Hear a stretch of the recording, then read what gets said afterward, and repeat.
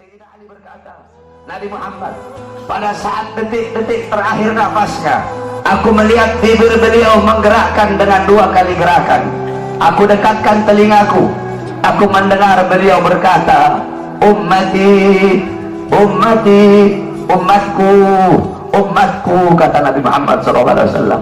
Bahkan pada saat detik-detik terakhir nafasnya, Nabi Muhammad masih memikirkan kalian sebagai umat.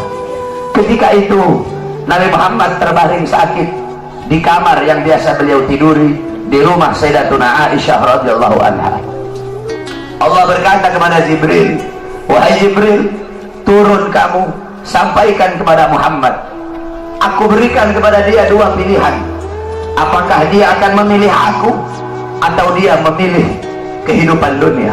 Kalau dia memilih kehidupan dunia, akan aku panjangkan umurnya. Tapi kalau dia memilih aku, sampaikan kepadanya, pada hari ini akan datang ajalnya. Turun Jibril membawa firman tersebut. Kemudian Jibril menyampaikan, ya Rasulullah, Allah memberikan kepada kamu 2 pilihan. Apakah engkau memilih Allah atau memilih dunia? Kalau engkau memilih Allah, pada hari ini akan datang kematianmu. Kalau kamu memilih dunia, Allah panjangkan umurmu. Apa kata Nabi Muhammad? Wahai Jibril, sudah tentu aku lebih memilih Allah. Bagiku kehidupan sebenarnya bukan dunia. Kehidupan sebenarnya bagiku ketika ruhku berpindah menghadap Allah subhanahu wa ta'ala. Pergi Jibril membawa kabar tersebut. Kemudian Allah memanggil Israel, wahai Israel, wahai pencabut nyawa, turunlah kamu ke dunia. Pasang muka yang paling bagus, pasang wajah yang paling bagus. Kamu akan mencabut nyawa makhluk yang paling mulia, yaitu Nabi Muhammad. Kamu cabut nyawa dia, itu pun kamu izin dulu kepada dia, mau tidak dia dicabut nyawanya. Kalau dia mau kamu cabut, kalau dia tidak mau kamu kembali kepada aku. Turun Israel membawa perintah Allah untuk mencabut nyawa baginda Nabi besar Muhammad. Israel berdiri di depan pintu rumahnya Nabi. Israel tidak berani langsung masuk rumahnya Nabi. Israel berdiri di depan pintu rumah Nabi Muhammad. Israel mengucapkan salam, assalamualaikum ya Rasulullah, assalamualaikum ya Habibullah, assalamualaikum ya Safiyullah. Pintu rumah dibuka oleh Sayyidatuna Fatimah. Sayyidatuna Fatimah putrinya Nabi membuka pintu rumah tersebut. Siti Fatimah berkata, siapa engkau? Apakah engkau tidak lihat ayahku sedang terbaring sakit?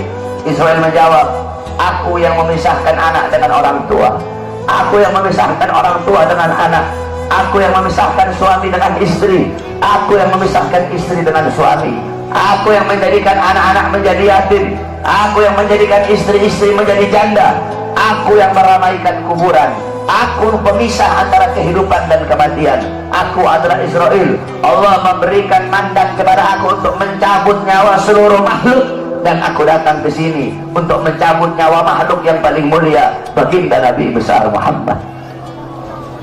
Siti Fatimah lari menangis. Siti Fatimah kembali ke pangkuan ayahnya. Siti Fatimah berkata, wahai ayahku, engkau akan wafat. Wahai ayahku, kau akan meninggal dunia. Israel sudah ada di depan ingin mencabut nyawamu ya Rasulullah. Rasulullah berkata, jangan kau bersedih wahai Fatimah. Wahai Fatimah, ketahuilah, setelah kematianku, engkau adalah manusia yang pertama kali akan menyusulku. Setelah kematianku nanti kelak, engkau adalah manusia yang pertama kali masuk surga setelah aku. Siti Fatimah mengusap air matanya. Datang Israel berdiri di hadapan Nabi Muhammad. Israel berkata, ya Rasulullah, dengan segala kerendahan hatiku, aku datang kemari untuk mencabut nyawamu atas perintah Allah. Aku izin dulu kepadamu, apakah engkau mau dicabut nyawa? Kalau engkau mau aku cabut, kalau engkau tidak mau aku kembali kepada Allah subhanahu wa ta'ala. Nabi Muhammad berkata, ya Jibril, wahai Jibril, aku belum puas meninggalkan umatku kalau belum diberi jaminan oleh Allah subhanahu wa ta'ala. Nabi Muhammad masih memikirkan nasib kita sebagai umat. Nabi Muhammad pergi menghadap apa? Jibril pergi menghadap Allah. Jibril berkata, ya Allah, kekasihmu Rasulullah meminta jaminan untuk umatnya. Apa kata Jibril? Ya Rasulullah, ya Allah, kekasihmu meminta jaminan untuk umatnya. Allah berkata, Allah berfirman, fa'auhallahu ta'ala ala Jibril, basyirhu ya Jibril, innahu awwalu nasin kharijun minal ardi idha bu'isu wa sayyiduhum idha jami'u fabashirhu innal jannah muharramatun 'alal umam qabla an tadkhuluha ummatuh. Tadi Allah berkata kepada Jibril, wahai Jibril, sampaikan kepada kekasihku Muhammad, dia adalah manusia yang pertama kali akan aku bangkitkan dari dalam kubur. Dia adalah manusia yang menjadi pemimpin seluruh manusia di dunia dan akhirat. Dia menjadi pemimpin kelak ketika hari kebangkitan. Dan sampaikan kepadanya, jaminan dariku, surga aku haramkan untuk dimasuki oleh umat manapun sebelum surga dimasuki oleh umatnya. Turun Jibril bawa wahyu tersebut. Rasulullah berkata, al-an qarrat aini, sekarang aku senang, sekarang aku puas, cabutlah nyawaku wahai Israel. Dicabut nyawa Nabi Muhammad SAW.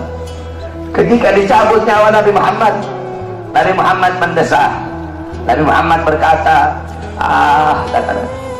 dicabut lagi nyawa Nabi Muhammad. Nabi Muhammad berkata, Nabi Muhammad merasakan sakit. Di sebelah kanannya Nabi ada sebuah cawan berisi air. Nabi Muhammad letakkan tangannya di cawan tersebut. Beliau usap air keringat yang keluar dari wajah beliau. Kemudian beliau berkata, wahai Israel, apakah seperti ini rasa sakit dicabut nyawa? Israel berkata, iya ya Rasulullah, seperti itulah rasa sakit dicabut nyawa. Nabi berkata, apakah rasa sakit seperti ini juga yang nanti bakal dialami oleh umatku? Apakah rasa sakit seperti ini yang nanti bakal umatku rasakan wahai Israel? Israel berkata, ya Rasulullah, rasa sakit seperti itulah yang nanti bakal dialami oleh umatmu. Rasa sakit seperti itulah yang nanti bakal dirasakan oleh umatmu. Mendengar itu Nabi Muhammad menangis. Nabi Muhammad mengangkat tangan. Doa terakhirnya Nabi Muhammad, harapan terakhirnya Nabi Muhammad, doa yang menutupi wafatnya Nabi Muhammad SAW.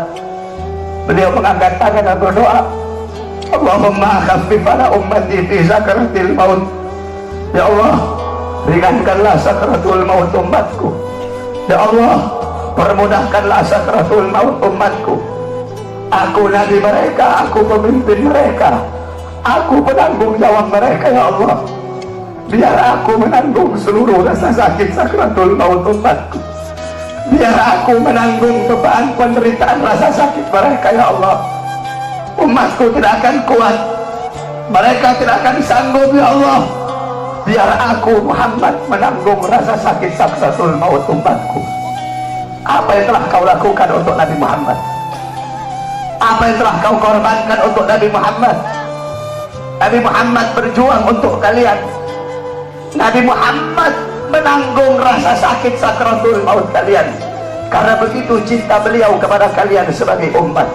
Saya dan kalian, kita tidak bisa membalas jasa-jasa Nabi Muhammad SAW. Sekalipun kalian merangkak dari rumah kalian menuju kuburnya Nabi Muhammad, kalian tidak akan bisa membalas jasa-jasa Nabi Muhammad SAW.